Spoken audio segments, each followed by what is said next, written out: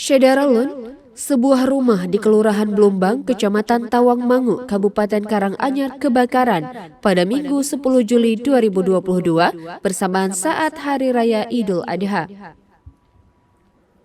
Insiden kebakaran itu diduga akibat api dari kayu bakar yang menyambar dinding rumah yang masih terpasang triplek. Koordinator Lingkungan Blumbang Lor, Fitri Pramono, mengatakan kejadian kebakaran tersebut terjadi sekitar pukul 18.30 waktu Indonesia Barat. Saat itu, sang pemilik rumah sedang memasak daging sapi dengan kayu sebagai alat bakarnya.